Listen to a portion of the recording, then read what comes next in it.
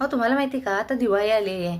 तर आमच्या घरी जेव्हा आम्ही लहानपणापासून आई ही बोरं म्हणजे प्रत्येकाच्या घरी बोरं ही असायचीच आणि कोणाकडे कडक झाली, कोणाकडे काय झाले असं विचारत फिरायची. तर हे बोरं तुम्हाला दाखवणार आहे. पण आपल्याकडची जी बोरं आपण पाहणार आहोत ना, अजिबात कडक होणार नाहीत किंवा काय. जिनी खाल्ली आहेत तिलाही आत्तापर्यंत आम्हाला बनवून दिली, तिलाही आपण विचारणार आहोत की नक्की तुम्ही कशी झाली आहे ती बोरं आपण बनवलेली. तर तुम्हीही व्हिडिओ मोठा नक्की पहा. डिस्क्रिप्शनमध्ये लिंक आहे, तर त्याच्यावरती तुम्ही जाऊन नक्की व्हिडिओ पहा.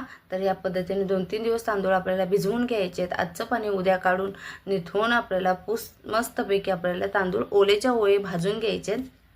आणि 1-2 चमचे आपल्याला तीळ पण घ्यायचे आहेत. तीळ पण भाजून वापरायचे आहेत, काही कच्चं याच्यामध्ये वापरायचं नाही. तेव्हा आपण इथे खोबरं वगैरे काही वापरलेलं नाही. आणि आपण टिकण्यासाठी करतो आहे. दिवाळी आहे तर दिवाळीचे महिनाभर 15 दिवस इतके आपण बनवतो की खायला पुरले पाहिजेत.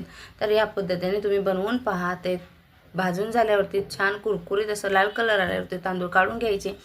ते मिक्सरमध्ये वाटून घ्यायचे थंड करून आणि या पद्धतीने हातावरती चोळून गूळ लावून घ्यायचं पूर्ण.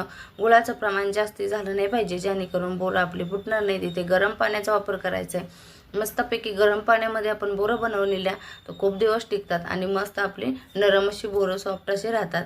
तर या पद्धतीने बनवून पहा. आणि विलायची पावडर पण आपण घालायची आहे याच्यामध्ये. नक्की तुम्ही व्हिडिओची लिंक देणार आहे, त्याच्यावरती जाऊन तुम्ही पहा. तर अशी ही बोरं कोणाकोणाला आवडतात. तर आमच्याकडं ही बोरं खाल्ल्याशिवाय कधीच दिवाळी होत नसायची.